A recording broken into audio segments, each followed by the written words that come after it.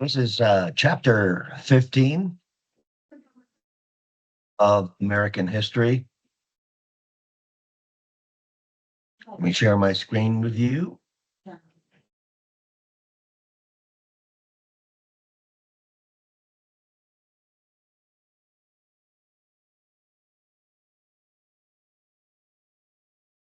You will also find this in your chapter 15 module. So when you listen to the recording, when this is finished, you can, of course, follow along. And if it seems like I'm going too fast, I'll try to slow down, but you also have fast forward and reverse available to you. Okay. In order to understand the background, we need to understand the Civil War and the Reconstruction period are vital to understanding how the United States developed politically, economically, socially after 1877, and why we still deal with those same issues politically, economically, and socially today. If you've been paying attention to the recent elections and the recent events that have unfolded within the last 8 years, there are political action groups and political groups who feel that they've been left out. There's also the other side that feels that certain communities are complaining too much. There's an attitude in certain communities that feel that Hispanic and Black communities are complaining too much. Slavery was over 160 years ago. What's the problem? So I'm going to make it simple and basic for you. I'm going to go back and help you to understand why. And in order to do that, we need to go back to the foundations and of American principles, and why certain groups protest, why certain groups fighting for their rights, because it goes back to these documents. 1776, document on your left, Declaration of Independence, right? All men are created equal, endowed by their creator with unalienable rights, life, liberty, and the pursuit of happiness. When this was a five-man committee, Thomas Jefferson's the principal writer, but he had help from Roger Sherman, Robert Livingston, John Adams, and Benjamin Franklin. Actually, Franklin's contribution was pursuit of happiness. But notice they didn't say all white men, all black men, all blue men, all green men, all purple men, all men. And the unfortunate aspect is women were left out, but all men. So naturally, when the basic principle in the foundation, because this is the document that states for the first time the words United States of America, a country that's created. And this is announced on July 4th, 1776. So the problem is, since then, and even some of the writers, the principal writer Jefferson himself was a slaveholder, Washington was a slaveholder, James Monroe was a slaveholder, and others would follow. It's going to take a civil war to end that sin in American history. So, but if you are starting your country on these principles, naturally, generations that follow are going to want those principles to be upheld. Same thing goes, 1776, the Declaration on your right, the Bill of Rights. Incidentally, I will point out when you need to take notes. Okay, incidentally, when you take notes.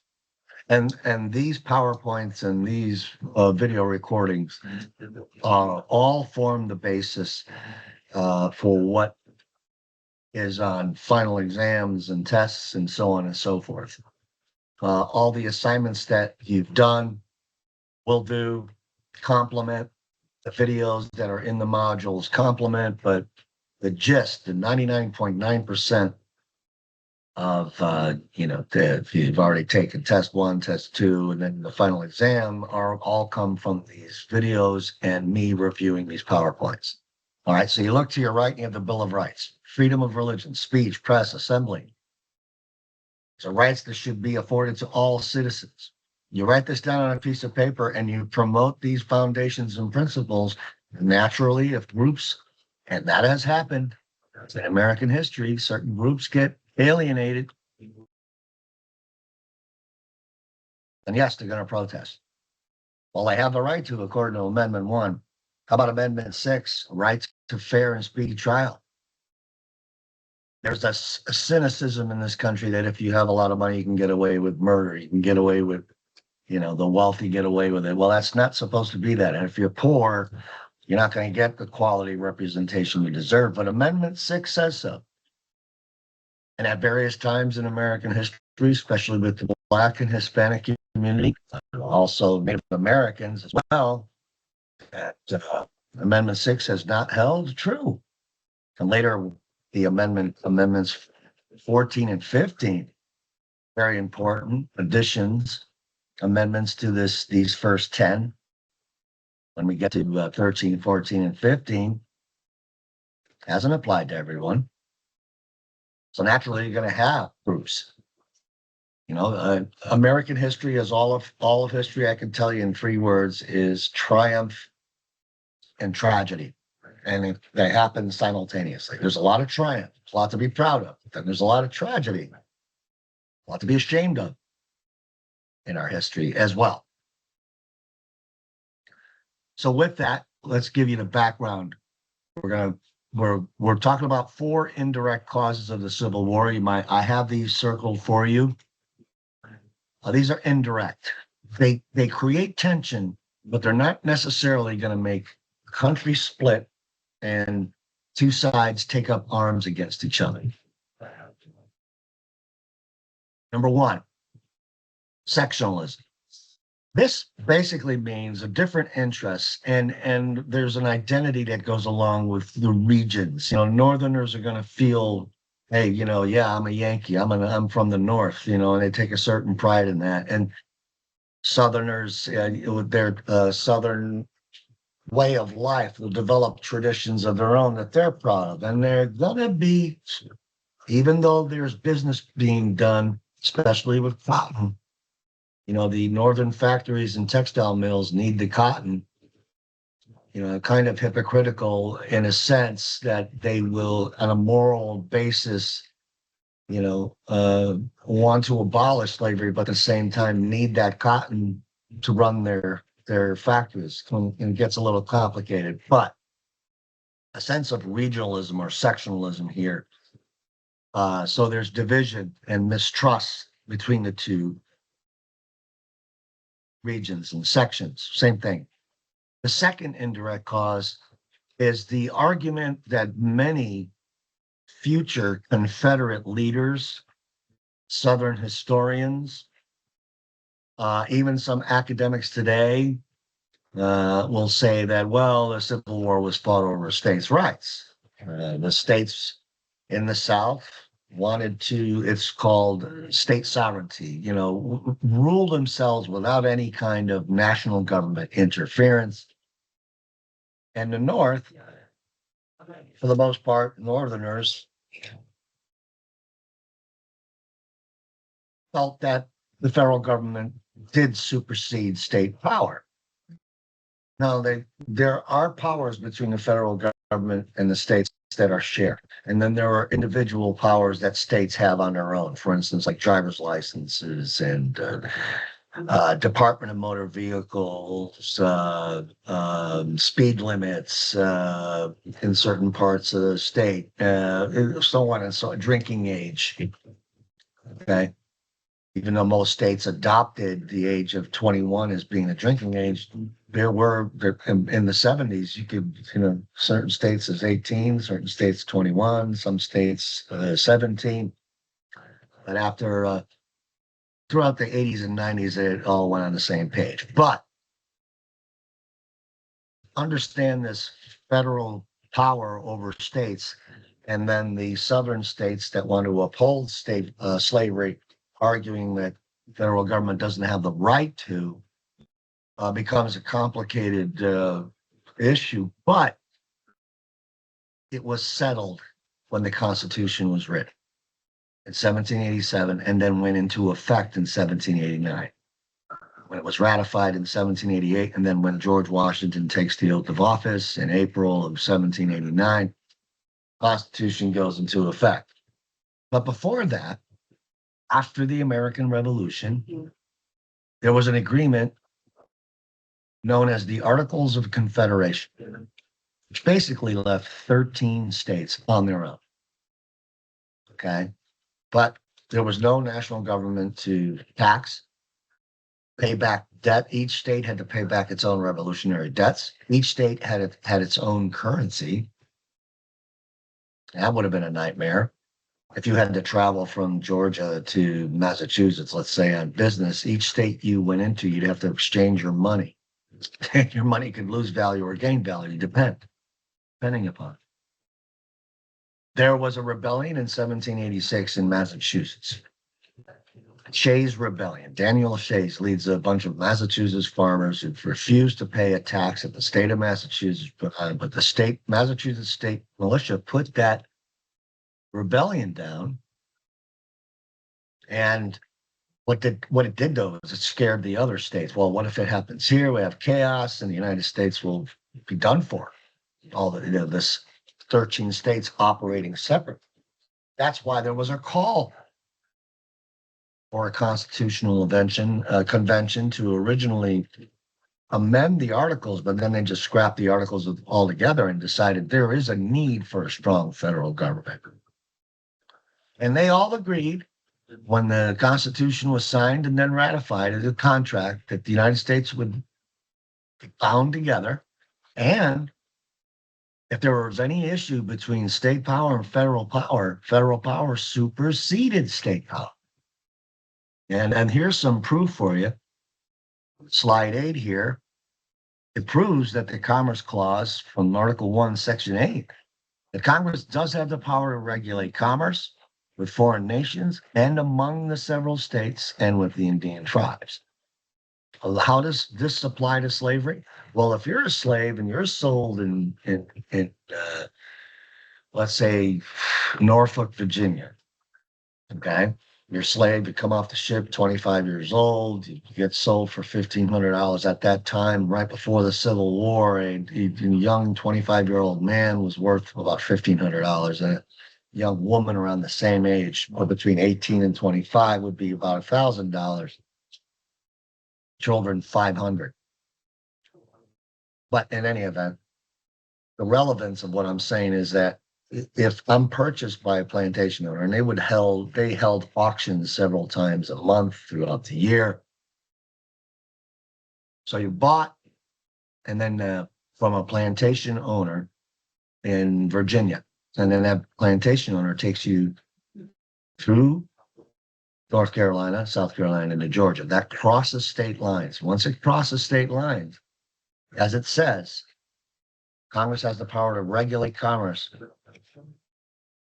Okay, you've been purchased. You've been purchased for the sole purpose of labor. Labor, which produces product that is commerce to be sold across the ocean and north, crossing state lines. So did Congress have the power to regulate slavery? Absolutely, according to the Constitution. This is the battle, but the southern states and the plantation owners have all the money. The plantation owners hold political positions. They're members of the House. They're members of the Senate. They're governors. They're judges. They're sheriffs, so on and so forth. They hold the power and the money, and they're going to fight. The very Constitution, up through 1861, when they do decide to secede or leave the Union, and it's going to take, unfortunately, 620,000 people dead to settle the issue of slavery. When they had signed an agreement saying that federal power supersedes, or their forefathers signed that document in 1789, that the federal government can supersede. Third is tariff disputes.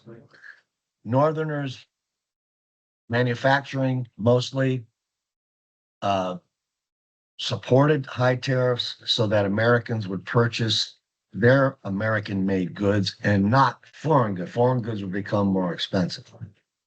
I want to make this clear too. There's confusion, and still there's many Americans who don't understand how tariffs work. Recently, in a recent election, the Republican Party, led by Donald Trump, who's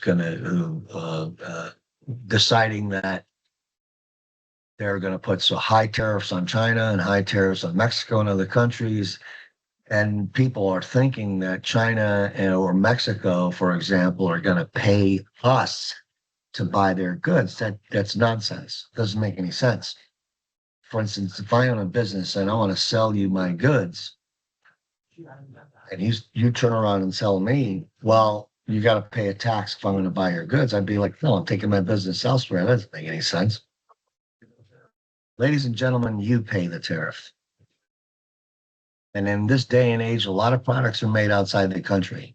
So you watch how those prices rise because you don't tax a country that's selling you goods. The people that buy the goods are going to pay higher taxes.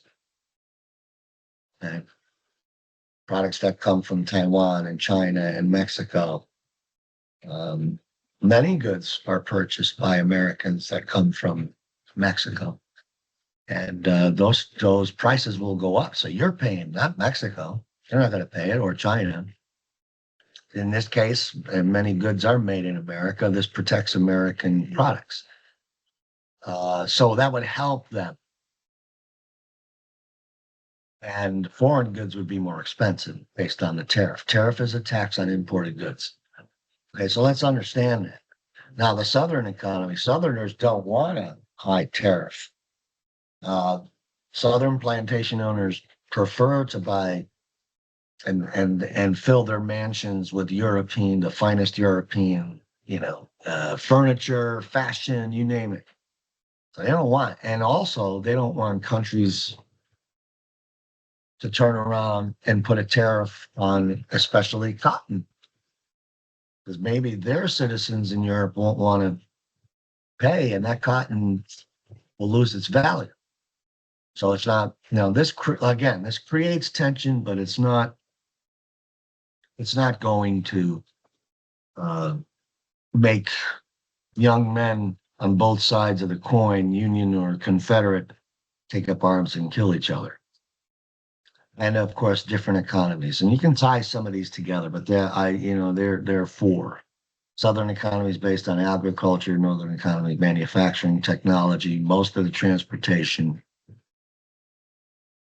You see, because the Southern economy is based on slave labor, economically, it's not sound.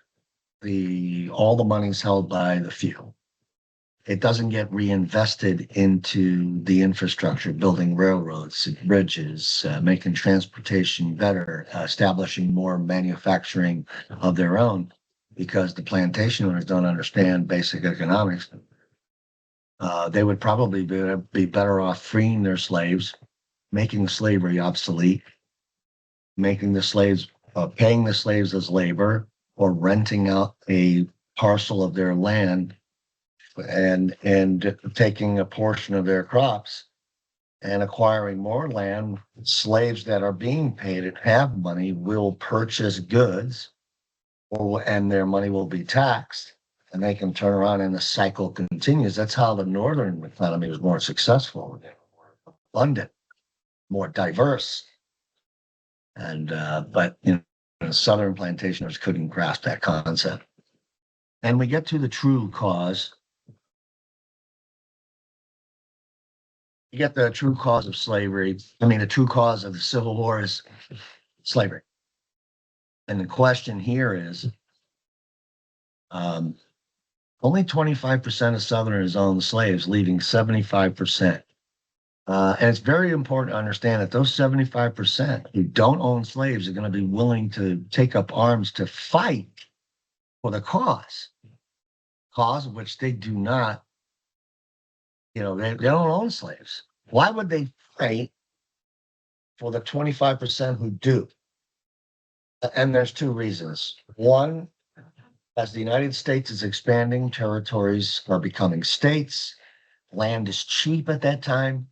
So these farmers who don't own any slaves are looking in the future thinking, if I'm successful, I can get land cheap and increase my production and acquire slaves. So it's looking at the future. Hey, I want to be a part of that 25%, increasing that percentage. And then at the same token, there was really a strict social order. Plantation owners at the top, bankers and businessmen second, smaller farmers who owned, your plantation owners owned pretty much between 150 and 200 slaves on the average. Bankers and businessmen might have had slaves as butlers and maids and carriage drivers. And then your smaller farmers owned between, let's say, 15 to 50 slaves. So that's their third. And then your fourth are your tradespeople, your blacksmiths, your carpenters, your cobblers, so on and so forth. Fifth are poor white Southerners who don't own slaves. And most of them are going to make up the majority of the Confederate Army. They're going to do the fighting and the dying. And at the bottom are free blacks and slaves.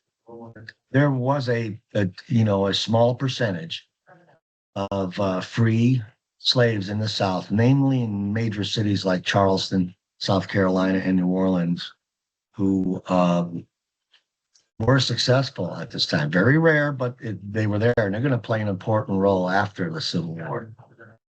But they were always considered at the bottom of the social order. And the premise of white supremacy was very much a reality. And it still exists in some cases, today. It's a little bit, except for some certain extreme groups like the neo-Nazis and the Ku Klux Klan and the Aryan Nation, groups of that nature. A lot of it's hidden, subtle.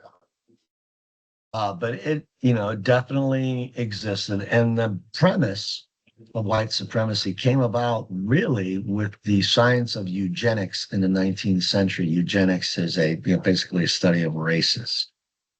It manifests itself in racial cleansing, sterilization, so on and so forth of the lower classes and the brown and black colored races.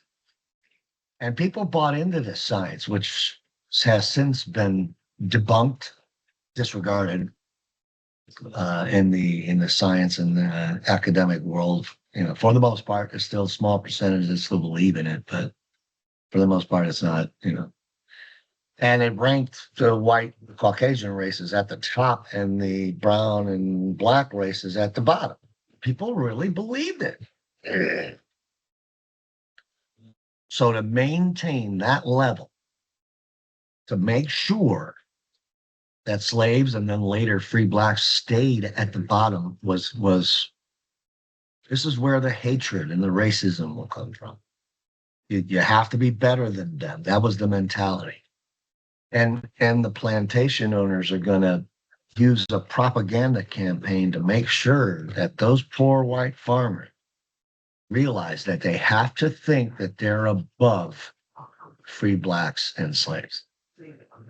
They're not equal to you. You have to stay above them, is what their message was to the, that fifth, that poor white farmer needs to mentally, and passionately believe that they're above. Just you want to take a look at how the other side feels. Okay, you want to take a step back and objectively look at history too. So let's try and understand what the plantation owner defense of slavery when it comes down to money. If you see this James Hammond in 1830, this is 31 years before the Civil War, and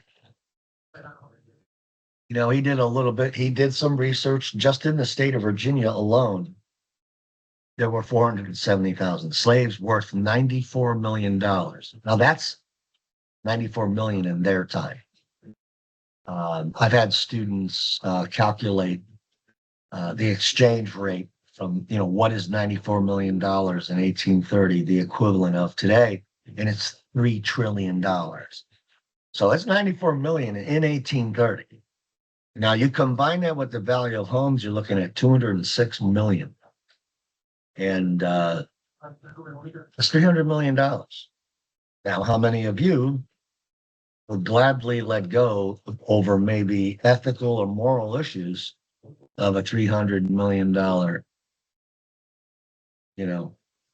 institution, whatever you want to call it, business?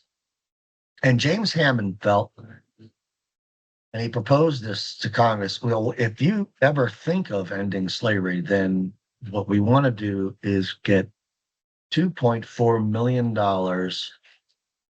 in compensation for losing a slave labor. That's how. So this is their, they're not gonna let go so easily over a moral issue. And what they'll do to defend that is use religion, use the Bible, twist and misinterpret passages of the Bible. I guess maybe to look in a mirror and make themselves to justify slavery. Well, it's God's will. It's in the Bible. Slaves obey your masters. Completely taken out of context. But if that's what made them feel better when they look in the mirror in the morning. Just to give you an idea of the value of wealth, 1860. You look at slaves here, $3 billion, probably $10 trillion today, right? Value of farms. If you want to do the exchange rate yourself, you can do that. And you look at the value of farms is 6.6 billion. So 3 billion in slaves, 6 billion, add them together, that's close to $10 billion. That's all the 13 slave states combined. It's a lot of money. And that's 1860. Again, I haven't adjusted money or, interest and taxes over the years.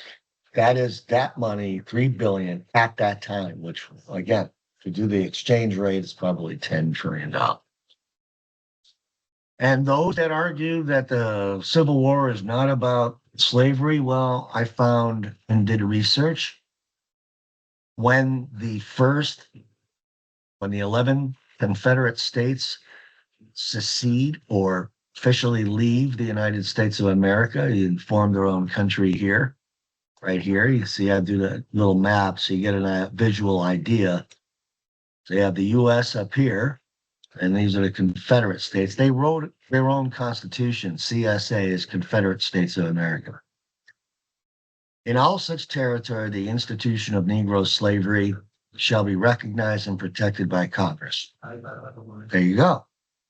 Now, just every state has its own state constitution. This is the Confederate, all those 11, their, national constitution. Here's Mississippi's state constitution. Let me blow it up for you here. Word for word, our position is thoroughly identified with the institution of slavery. So it's mentioned. Defending.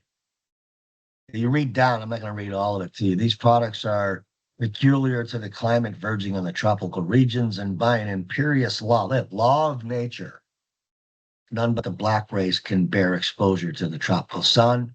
These products are necessities.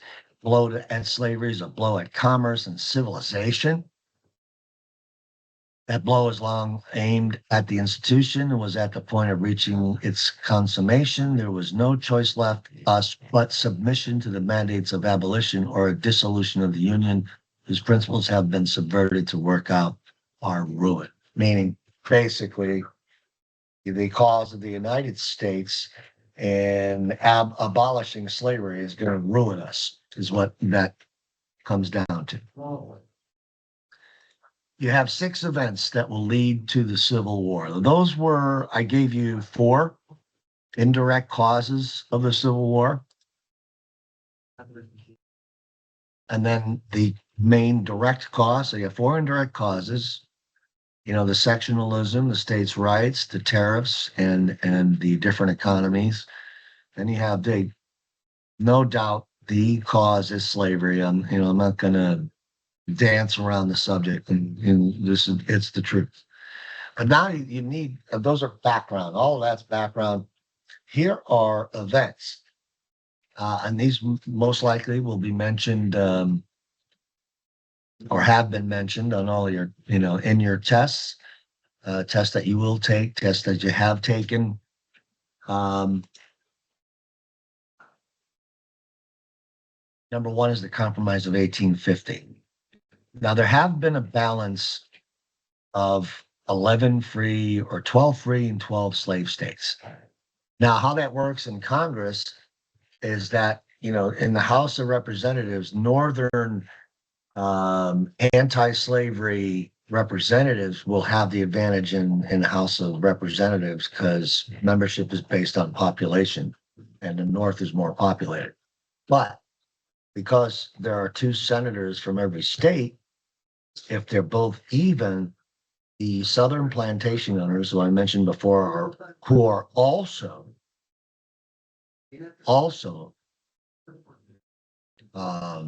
senators, congressmen, and everybody else, they still have a chance if there's an even number of both in the Senate, because bills have to pass both houses. So they feel they still have power. But if California comes in, and it will come in, as you see, a free state, that upsets that balance. So they have to reach a compromise. Okay, well, there needs to be a new fugitive slave law, which results in a lot of tragedy. If any of you have seen watched the movie 12 Years a Slave, based on the true story of Solomon Northrop, a free man from up north who was abducted, basically kidnapped and sold into slavery. It's a direct result of this new fugitive slave law, which gives U.S. Marshals and private citizens, almost bounty hunters, free reign to go into northern states and apprehend runaway slaves who thought they had been free once they got to northern states and lived in freedom. If you can call what they lived in freedom, but at least they weren't slaves anymore. So this resulted in a lot of here's the triumph. California becomes a free state, it's good. Then the House of Representatives has more anti-slavery representatives, and the Senate, they'll take control of the Senate with 2 more senators who are anti-slavery. But then there's the tragedy of this new fugitive slave law. Event number 2 is a novel that opens the eyes of many Northerners who might have been sitting on the fence, or really, maybe might have thought that slavery was wrong, but didn't want to do anything about it. The book, which basically describes the evils and the brutality of slavery, opens many of their eyes and results in many people joining the anti-slavery cause, maybe helping on the Underground Railroad. And let's make the Underground Railroad, you've heard of Harriet Tubman, of course. There were many others, both white and black, Southern whites, Northern whites, Northern blacks, Southern blacks, slaves, Harriet Tubman being a former slave herself. The Underground Railroad, which is not, not to insult anybody's intelligence, but it's not actually a railroad that was dug underground. Underground, in a sense, it was secret. And code words like stations and conductors were used as kind of a code to sneak slaves from house to house and, basement to basement until they finally reached the north. And it could not have been successful without the cooperation between Southern whites who were against slavery themselves, but couldn't voice that, or they would be ostracized in their communities, but managed to have the courage to at least help slaves escape. But Northern whites, and it kind of proved that the diversity and teamwork between the races could work. There's a great example. That's it.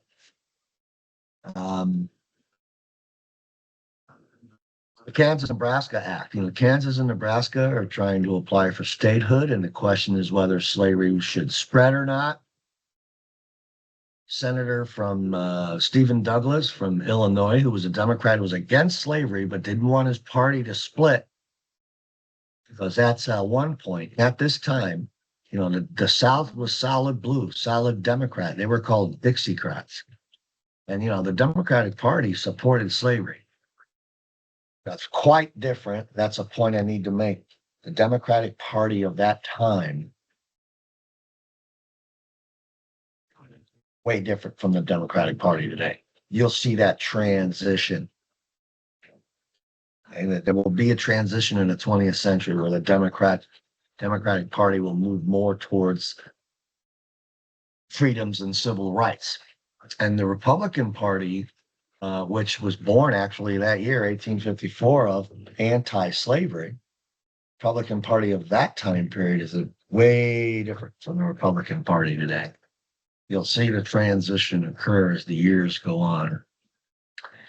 What popular sovereignty ended up doing, it even got a name for the next 6 years known as Bleeding Kansas, where pro-slavery, anti-slavery forces committed acts of violence against each other, stuffed the ballot box, talk about rigged elections. It took a while to figure it out. And finally, Kansas would enter as a free state. So will Nebraska later. But in the meantime, people died, people were abused, people were maimed, people were beaten. An example here is John Brown. He is a militant abolitionist who's willing to kill to end slavery. He felt he was the messenger of God. Him and his sons were put on this earth to end slavery as an evil. And to the point where John Brown and his sons actually attacked 5 men in front of their wives and children and hacked them to death. Swords. Now you're probably thinking, why wasn't he brought up in murder charges? Well, Kansas was so unorganized. There really wasn't a established law enforcement body. And him and his sons were able to go east. We're going to see John Brown later. Number 4, Dred Scott. In the state of Missouri, if an owner took a slave to another state and brought him back, well, he could sue for his freedom, because any person taken to a free territory automatically became free and could not be re-enslaved. So Dred Scott gets himself a lawyer. His owner was a military surgeon. So naturally in the military, you get moved around to different posts. So he did go to Illinois, which was a free state, Wisconsin, so on and so forth, and returned. And then when his owner died, the widow who inherited Dred Scott did the same thing. Well, after 3 years of appeals and fighting it in courts, it finally makes it to the Supreme Court. And this is a punch in the stomach for the anti-slavery, the abolitionists, because the Supreme Court rules that African Americans are not citizens, therefore they can't sue. Scott's status as a slave did not matter where he lived, and Congress can't take property from people.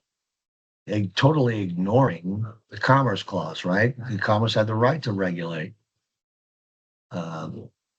commerce, which slaves are a part of. So, depending on, the Supreme Court, in their eyes, took the safe road. It was a gutless decision, completely gutless, set everything back. I think if the decision was made like it should have been made, the Supreme Court could have reversed this and maybe avoided a civil war. Number 5, John Brown makes his way back. He makes his way back, and he has another brainstorm on B. I don't think John Brown was stable. The man's heart's in the right place, but I don't mean to sound mean or anything, but I don't think the connection in his brain was there. He thinks he's going to raid this federal arsenal you see here in Virginia, which federal arsenal, an arsenal is a, building or a place where arms, rifles, ammunition, all are stored for the U.S. military use. He figures he's going to break in there with his sons and disperse all these weapons, start a slave revolt, thus, But the townspeople got word. He's a colonel at the time, but Robert E. Lee, who was a loyal member of the United States military at that time, captures all of his sons are killed. He faces trial. Trial lasts about a week. He defends himself. He does a pretty decent job, but he's sentenced to death. But it is his words right before he's about to have the rope put around his neck that resonate. He handles it with grace and dignity. Not crying, not begging for his life, not begging for mercy. Not so a lot of people, naturally tend to do when they're about to die in that manner. But he stood tall, stood firm, very intense human being. And what was his last words? His last words, well, the sins of the United States will not be cleansed will only be cleansed with blood. Basically, I'm paraphrasing what he said. So he's kind of predicting the only way this issue is going to be solved is through civil war. When he's hung, he becomes a martyr, a martyr for the cause. We understand what a martyr is. It represents a symbol of a righteous cause, like a martyr. Could be actually, sometimes a martyr could be a symbol of a not so righteous cause, but that he becomes a symbol of abolition, anti-slavery, what's morally just and right. And, he becomes a hero for how he died and the grace and dignity with which he showed. Finally, number 6 is the election of Abraham Lincoln. And Southern delegates from, well, the first 7 and then 4 will join, making 11 total. But the first 7 meet in Montgomery, Alabama, and create the Confederate States of America in December of 1860. They feel that Lincoln did detest slavery, but his most important thing was to keep the United States together. If he could do it by ending slavery, he would. If he could do it by not ending slavery, he would.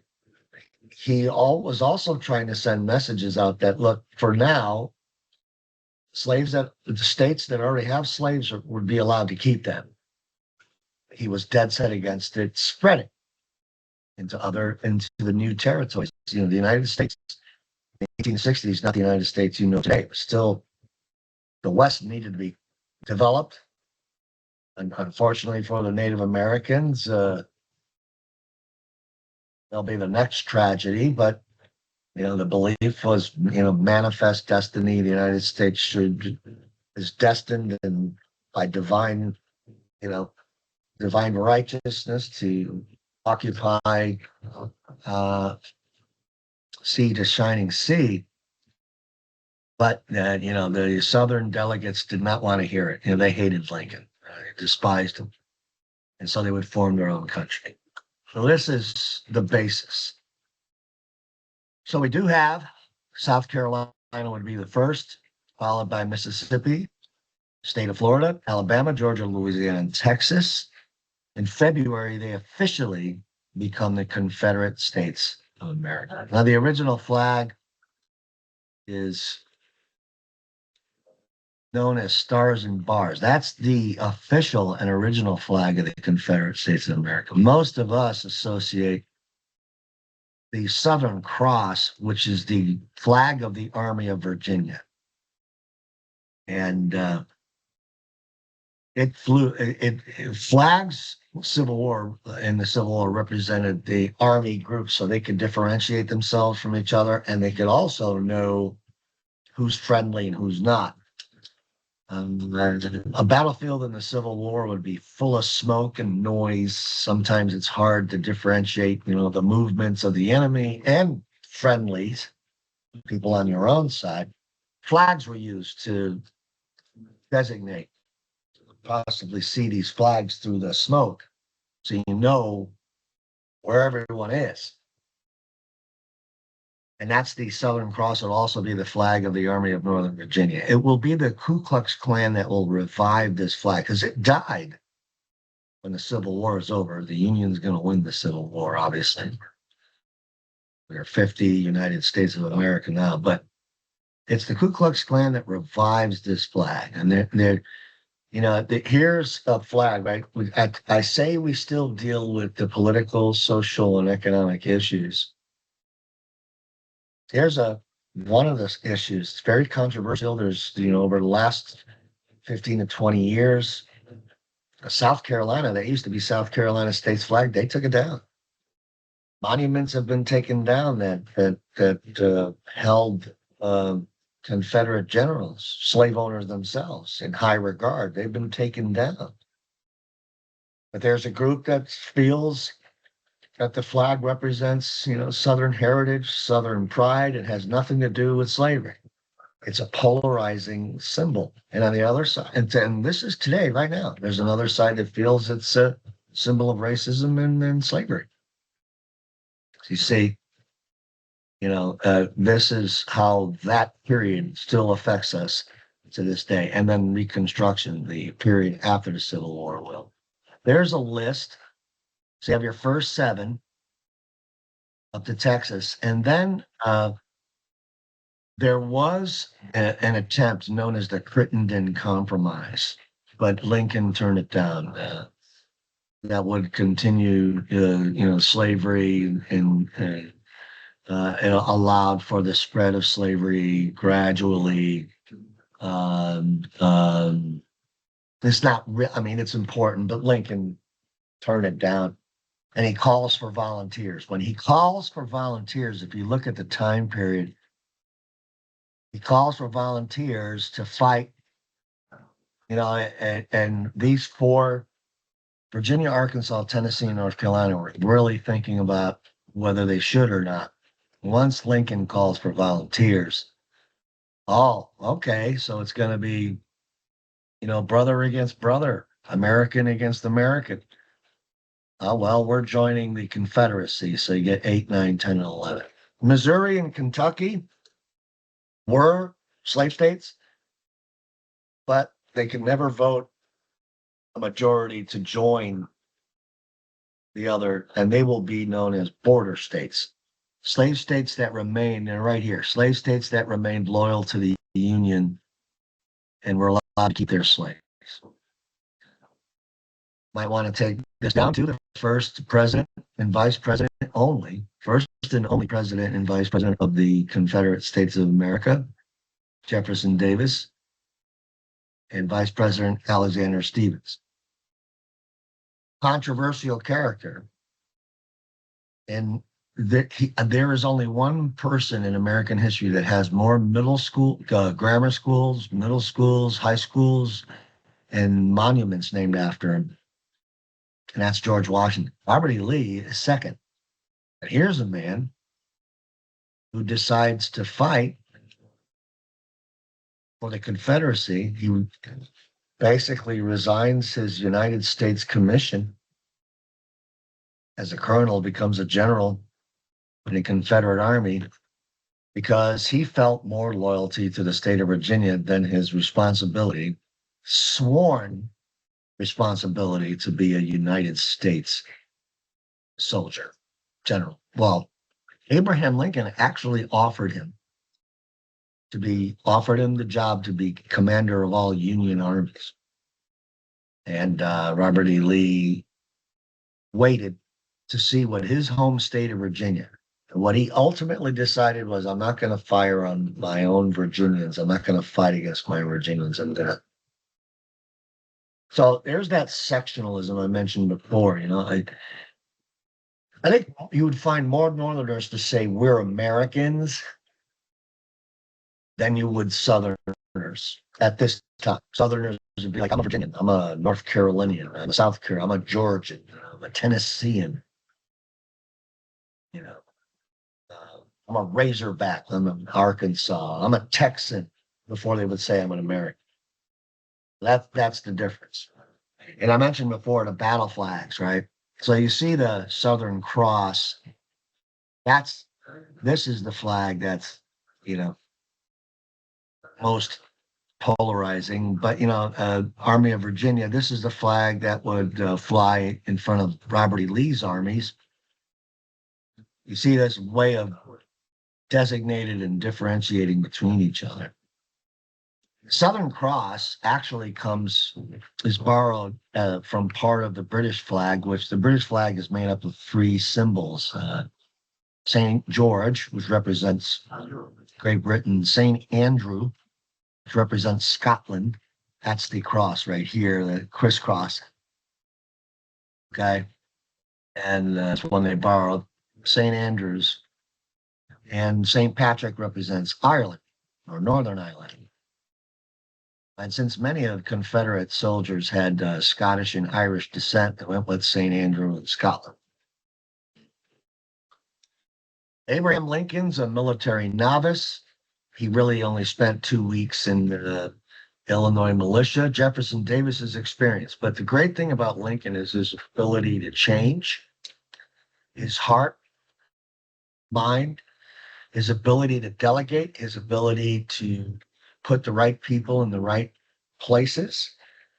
He grows with the job, both as a man and as a military leader. Eventually, because he's influenced by former slaves like Frederick Douglass, the hero. Frederick Douglass is really the first hero of the Black community. Former slave, knew how to read and write, published his own newspaper, became an abolitionist, went to the White House and had discussions with Abraham Lincoln. Lincoln, in the beginning, might have been himself a bit of a racist. I mean, he hated slavery, but he wasn't sure about accepting blacks equally as intellectuals. If you met Lincoln in 1861, he was dead set against slavery. Yeah, priority was to keep the Union together, whichever way he could, and not so sure about equality. But because of Frederick Douglass's influence, and because Mary Todd Lincoln, the first lady's best friend, was another former slave named Elizabeth Keckley. Those two influences helped change Lincoln into a better man and a better leader. And, it's Douglass who convinces Lincoln to use free blacks and issue the Emancipation Proclamation and use blacks to serve in the military. Jefferson Davis is the opposite. He's, stubborn, doesn't want to be argued with. Even his own wife said of her husband, whoever disagrees with Mr. Davis is going to have hell to pay, that kind of thing. Where Lincoln would surround himself, even his cabinet, he chose his cabinet, they were political enemies of his, but he knew they could do the job. It's like keep your friends close, keep your enemies closer, that kind of thing. And he proved the success of surrounding yourself with the right people, putting the right people in the right places. That's something you can learn. Abraham Lincoln. Well, eventually the war begins. Now, I'm not going to get too much into the X's and O's and the military campaigns. I'm just going to point out what's significant. This is just a background before we get into the Reconstruction and then after 1877 into the future and why, how we ended up where we are today. So, take these notes down. April 12th, Fort Sumter is a federal fort. Now, the Confederate States of America is a new country. So naturally, if Fort Sumter belongs to the Union, it is an enemy territory. So Jefferson Davis orders Pierre Beauregard to take the fort. That's Fort Sumter today. And this was the opening act. April 12th, 1861 is the beginning of the Civil War. So there you have it. There's a visual, the Confederate States of America. In red, the United States of America, or Union States in blue. And you have these border states. They're going to play a big role later on. Lincoln has to be very careful how he treats these states, because if he doesn't treat them right, he will lose them. And that will mean that the Confederate States will balloon from 11 to 16, and maybe the outcome of Civil War will be different. That's a key. The tell of the tape, 22 versus 11 by 1861, 23 million versus 10 million, which includes 4 million. Lincoln, like I said, he doesn't have much military experience. He's getting on the job training. And he doesn't meddle. He's not someone who, there are people out there, I'm sure you know, that they think they know, but they don't know, but they're going to pretend they know just to make themselves look better. He's not like that. He's very humble. You don't know. Help me out here. And that's a leader in a sense. I'm willing to learn from my subordinates that don't have much experience. And on the other hand, you have Davis, who fought the Mexican-American War. He does have military experience, and it looks like in the beginning that the South has better leaders. I think they had in the beginning. I think the soldiers are more experienced with using rifles. A lot of Northern troops are going to need, a lot of volunteers, and a draft will be instituted on both sides. But in a draft in the North, which faced a lot of resistance, about city boys who never fired a rifle before, as opposed to many of the Confederate soldiers had experience since they were children. So there's a little bit of an advantage. And a good portion of good military leaders with experience were in the beginning on the Confederate side. When Lincoln finds the right pieces and puts them in the right place, with the industrial economy, with the population, the transportation, movement of troops by train, this really is their first modern war using the technology, the telegraph, sending a communication. Lincoln would have lines that ran straight to telegraph place a message. He could send messages to his generals very quickly. He had this massive telegraph system built into the White House. The Union strategy begins with what's known as the Anaconda Plan. You will see this Anaconda Plan. Blockading the southern ports, control the Mississippi. So you blockade the southern port using the Navy. Really, Confederacy really had no Navy. Most of the ships belonged to the Union or the United States. So they could blockade, meaning don't let any products out. The South would rely on trade with European countries to feed their armies. There's so concentration on tobacco, cotton, and indigo. You can't feed an army with tobacco, cotton, and indigo. And the Union wants to take control of Mississippi to split the South into two, and then conquer, occupy. It's part 3, and take the capital, of course, as part of part 3. So Anaconda Plan, definitely an important, worthy of note-taking there. Here's just, if you want to, there's a description of each, from left to right. You're looking at the screen: Jefferson Davis, Robert E. Lee, Thomas Jackson, Jeb Stuart. Then you go down the PGT Beauregard. And you can look through that yourselves, add to your notes. Now, the Civil War is divided into 2 theaters. You have battles in the East, and you have battles in the West. In the Eastern Theater, in the beginning, as you see here, basic summary. Well, the Confederacy, most people thought it would be over real quick. One quick, decisive battle, but that would not be the case. Lincoln was not, and both sides are not willing to give up.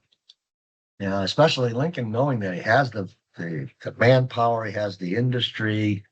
There's also Wisconsin, Illinois, Indiana. Those places are like the breadbasket of the United States at that time. They could feed an army. The Union soldier was much more equipped with plenty of food and extra clothes than the Confederate. At times, Confederacy, again, because their lack of concentration on edible agriculture, it would suffer. So losses at the Battle of Bull Run, losses at the 7 Days Battle, the second Battle of Bull Run in August. And it's a revolving door because Lincoln's trying to figure out who can command. He'll have his first general, Irwin McDowell, replaced, and then he's replaced by Ambrose Burnside and replaced by Hooker. And then George McClellan comes in. He will be fired and then return. When he does return, incidentally, if you want to,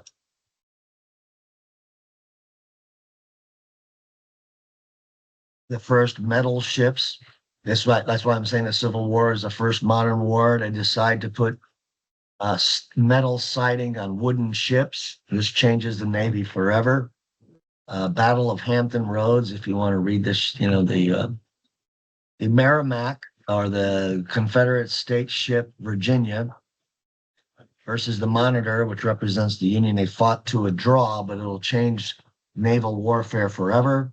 And then on ships are going to be built completely of steel, and wooden ships will be obsolete.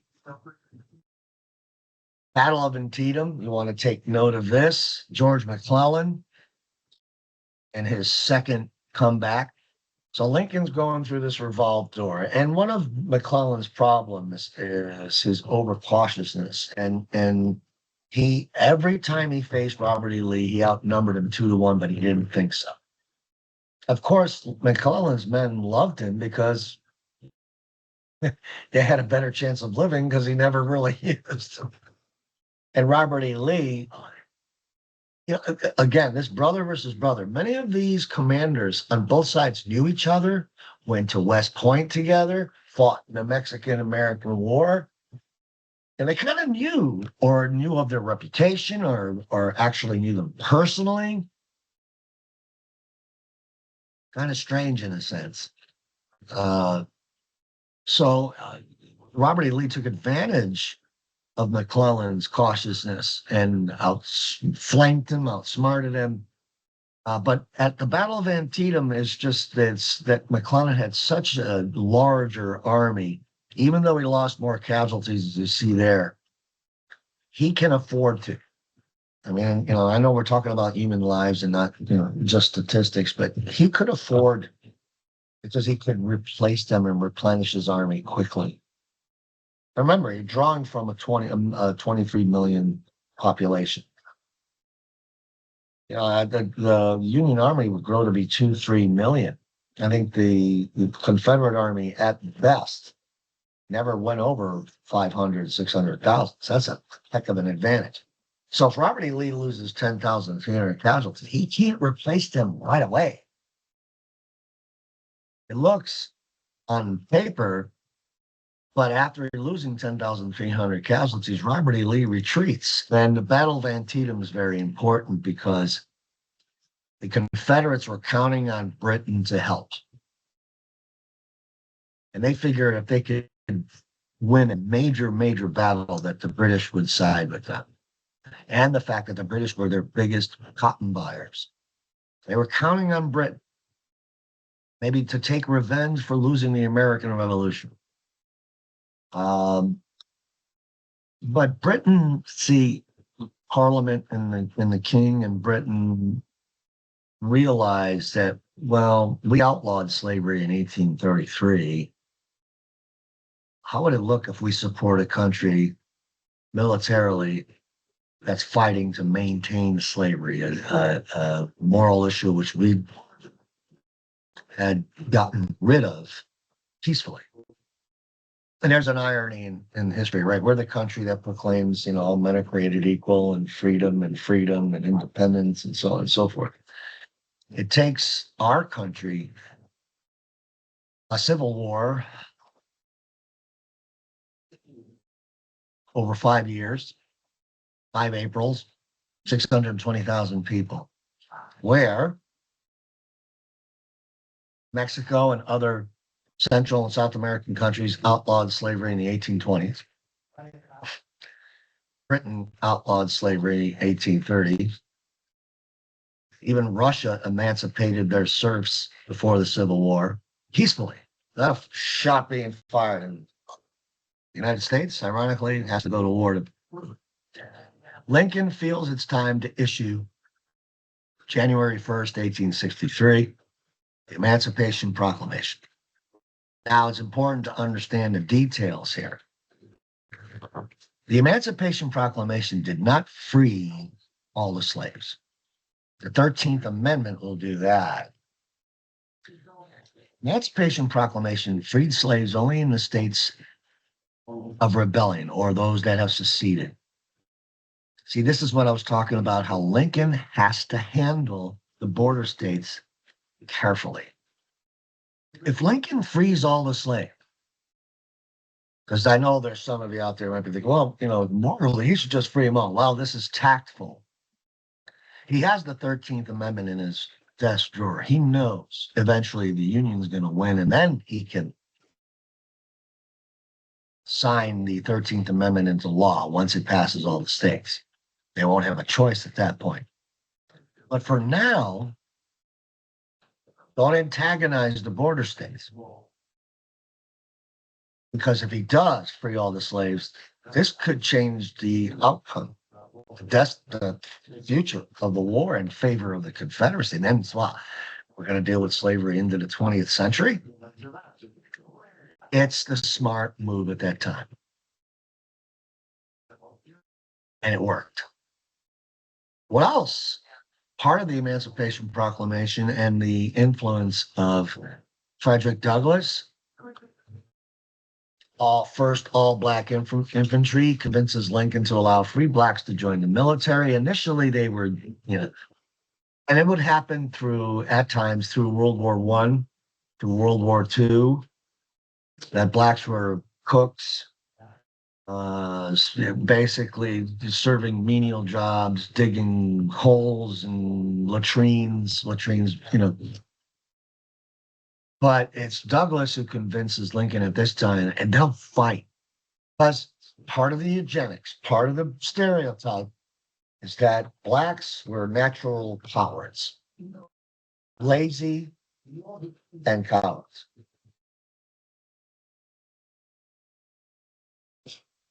It's further from the truth. This 54th Massachusetts will be put together. If you ever have the chance, that photograph right there is from a movie called Glory. Go into the movie theater to watch this. You see Matthew Broderick here. If you've ever watched the Ferris Bueller's Day Off, there's Morgan Freeman right here. Denzel Washington is in there. I forget this actor's name, but he's been in a lot of movies and several episodes of Law and Order, Criminal Intent, and Special Victims Unit. There's Matthew Broderick. The movie. It's the true story of the 54th Massachusetts, and they will lead an attack. I mean, if this doesn't destroy the stereotype of blacks being lazy and cowards, when a frontal assault, pretty much a fort is most defended piece. Very difficult to attack because it's so well defended, fortified. The first group that will attack a fort, probably 3 out of 4 will die. So, it's almost like a suicide mission. It's The idea is to try to make some leeway, leverage, so that soldiers that come later or behind the attacking legion or the attacking forces will hopefully bring the fort down. So many of these men knew they were going to die and still sacrificed their lives.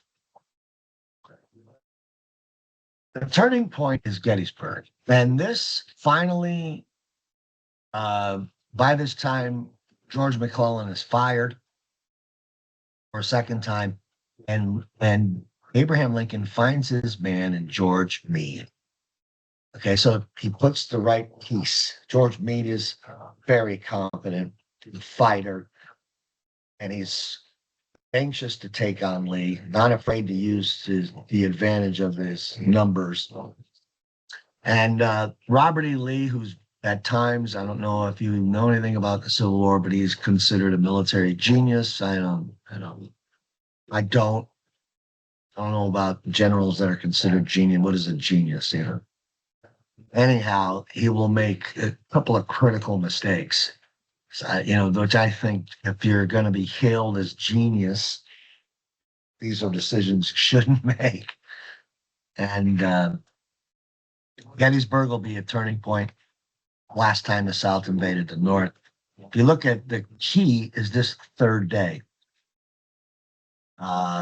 General Lee is taking to the offensive. So Gettysburg is in Pennsylvania. It's in the North.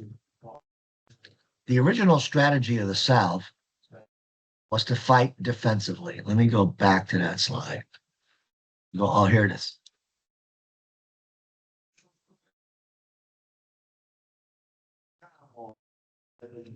Confederate strategy: fight defensively, outlast the Union so you can negotiate peace. So they want to string it out so long that the people in the North are like, we're sick and tired of our sons dying. There's too many people dying. I mean, it came to that point a few times. So that way they could negotiate a peace. Confederate States of America could keep slavery, exist alongside the United States of America. That's what their main strategy was, but he blows it here. Especially on the third day. General Meade basically suckers him into attacking the center line. Lee perceived was its weakest point, while Meade was disguising his troops. Once the call for the charge and the attack of the center of the Union line, then Meade quickly reinforces that. He got him, he totally suckered him into this, out-strategized him. And the charge fails. General George Pickett, who was ordered to charge his 15,000 men 3 times, will lose 7,000 men in less than an hour.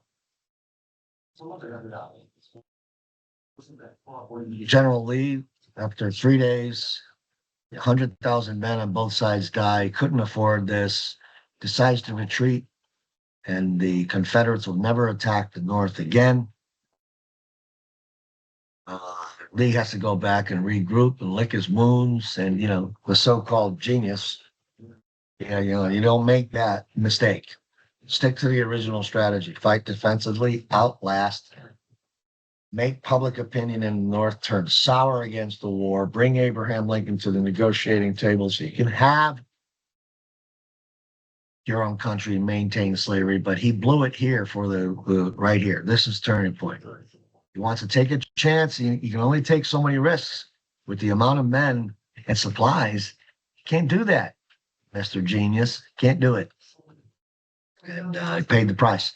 Of course, the governor of Pennsylvania realizes the significance of this battle. He wants the battlefield to be a memorial. If you've ever seen the movie Remember the Titans, when Denzel Washington, he's in there.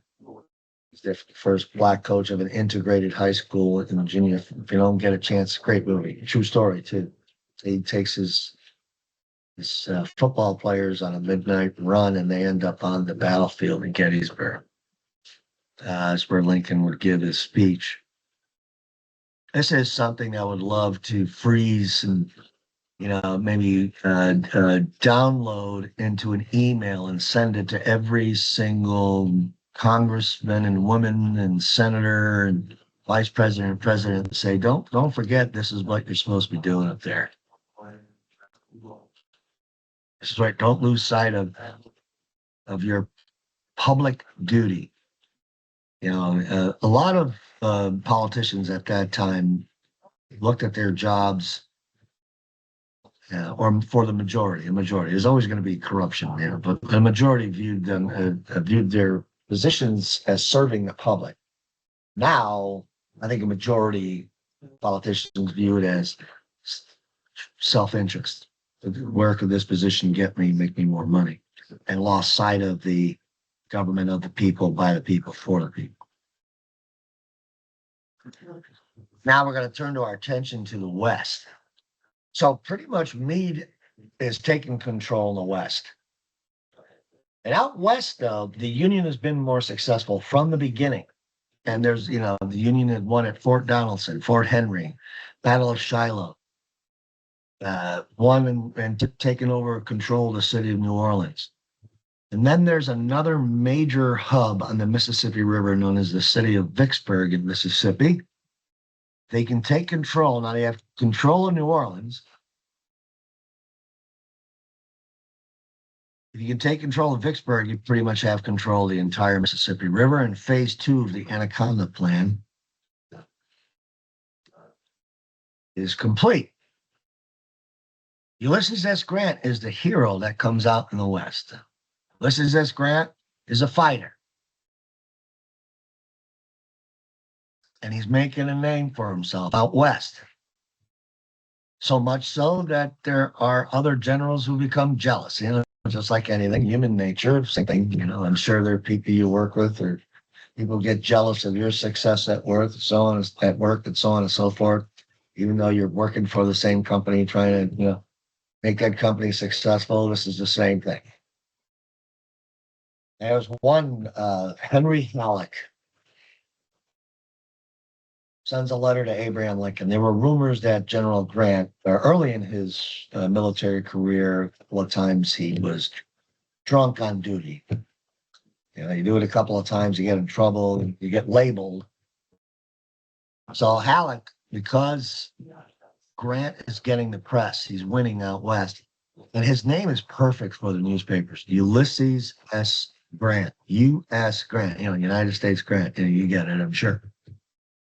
Writes a letter to Lincoln saying, you shouldn't be giving Grant he should not be in charge. He's drunk on duty. He's drunk while he's fighting, which wasn't true. Grant during the war didn't drink much at all, especially while trying to make quick, snap decisions under immense danger and pressure. You got to have your wits about you. So that's ridiculous. Anyways, so he writes this letter to Lincoln. Lincoln, being the person he is, intelligent, he's never met Grant, so he's not going to pass judgment. So he takes his time replying to Halleck. And when he does, he says, well, General Halleck, I appreciate you, informing me of your opinion of General Grant, but do me a favor and find out what he's drinking. Pass it out to the rest of my generals because he's the only one who's fighting. So it's kind of a Lincoln, his sense of humor. And then on July 4th, which is not ironically, but a day after. So here's, July of 1863 is good for the Union. There's a win in the East at Gettysburg, right? George Meade defeats Lee at Gettysburg. Then a day later, Grant takes Vicksburg. Anaconda phase 2 is complete. This is pretty much a matter of time. That deck of cards, that house of cards is going to crumble. And then Lincoln, again, by this time, he's got it. He's got his chess pieces. He's got his horses in place. I got Meade in the East. I got Grant in the West. But need to consolidate everybody under one command. And President Lincoln makes General Grant commander of all Union forces. And he asks him what he wants to do. Grant says, I'm going east. He wants to take on Robert E. Lee. He wants to go mano a mano. So he goes east. He takes General Meade, who's going to serve under him, Philip Sheridan, George Thomas, which what they're going to do is spend just going at it, punch for punch with General Lee, and then eventually breaking him down and taking him down. And he's going to leave his best friend and buddy, William Sherman, out west to complete the conquer and occupy phase 3 of Anaconda. Grant and Sherman, I put them up there, military, on the battlefield. On the battlefield. It's brutal. General Sherman said one time that war is hell and I'm bringing it with me. But what's interesting about their personalities, it's almost like a light switch. When the war was on, you wouldn't want to go up against them because they're going to throw everything at you. But when war was over, they were benevolent. War's over, and not so cruel. But during the war, as his march to the sea would leave a scar in the South that some very, I think it's past now, but there's generations after the Civil War. As Sherman, you couldn't say his name in southern states, and he destroyed the city of Atlanta, Chattanooga, Savannah, bombarding the cities. However, he did warn city officials, evacuate your women and children in the next 24 hours or face total destruction. That was it. He didn't play around. Did not play around. So his legendary march to the sea, which what you have to give Grant and Sherman credit for is their ability to train their soldiers, discipline their soldiers. Their soldiers were physically fit. Their soldiers could march for days. They were also well fed. I get it, but still, they can march for days. Now, this isn't bad. From Chattanooga, when he takes over, through Atlanta, to Savannah, then into Columbia. They did this in about a year and a half. That's not bad. That's a lot of territory on foot. I mean, yeah, in horses, but still. They also instituted a living off the land kind of.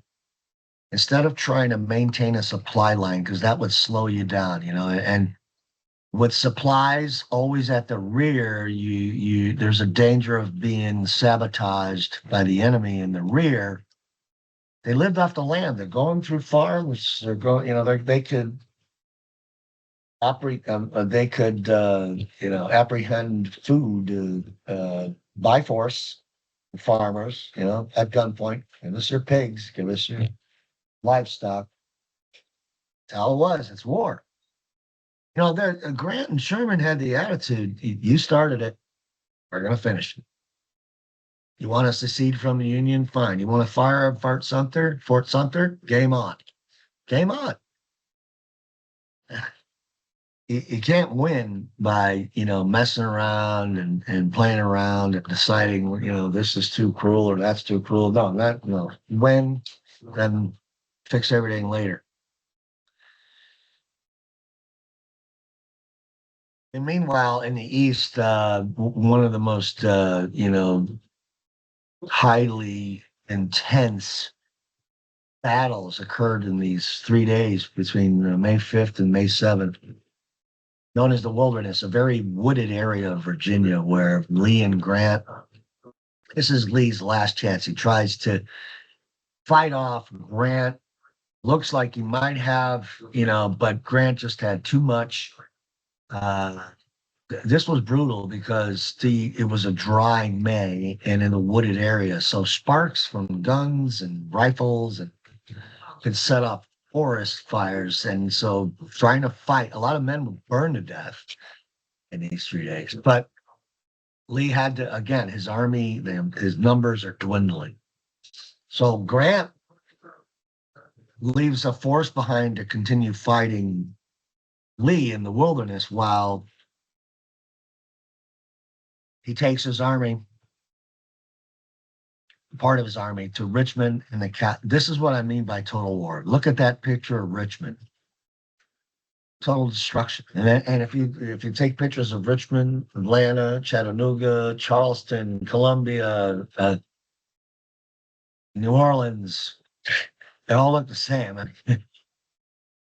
They laid down the thunder.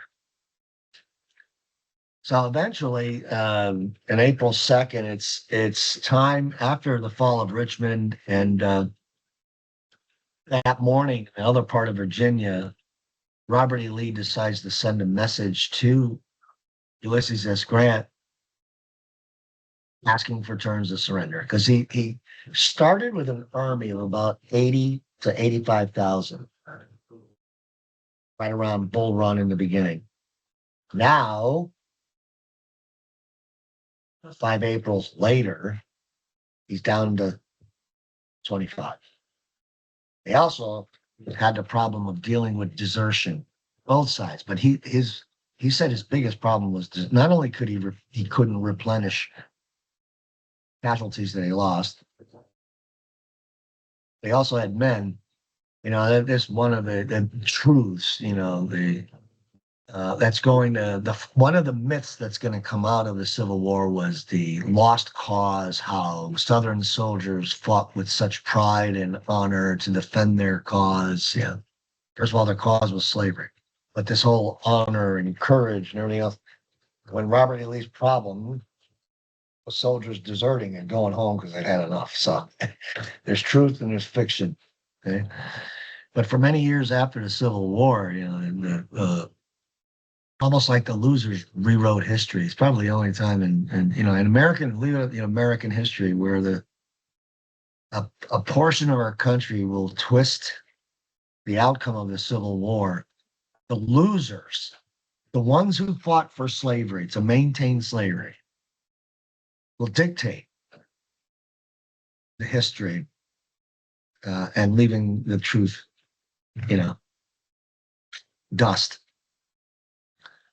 So Robert E. Lee surrenders to General Grant on April 9th, 1865. Grant meets Lee. He has the utmost respect for him. In fact, General Grant fought under General Lee's command in Mexico, and Lee didn't even remember him.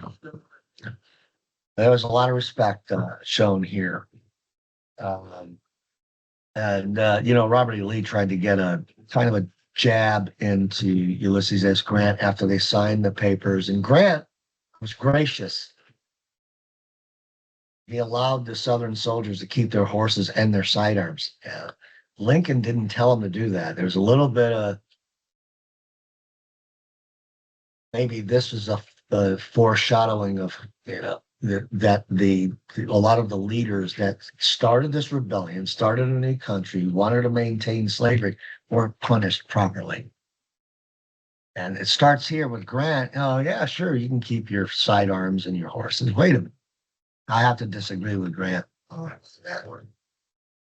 But he wanted to be gracious. The war's over. We're countrymen again, and all that, those kind of feelings. But I don't know. Anyhow, General Grant, as he's walking out, he turns to General Lee. General Lee turns to General Grant. I'm sorry, General Lee. The only reason you really won, and I'm paraphrasing, the only reason you won is because you had more men and more arms.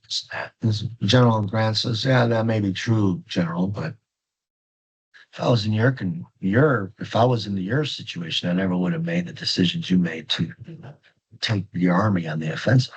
So, you want to take a jab at me? I'll take a jab at you. Here's a man who's being respectful, allows your soldiers to keep their firearms and their horses, and pride, I guess. Pride on both sides, people with pride. So, anyways, the Civil War is over. Now you're going to enter the period of reconstructing the country. Robert E. Lee would, I mean, here's his punishment. He gets his plantation taken away from him, and it becomes Arlington National Cemetery. Those of you that have relatives who are veterans, uh, who maybe unfortunately passed away, the military gives the family the option of having that family member buried here if they served,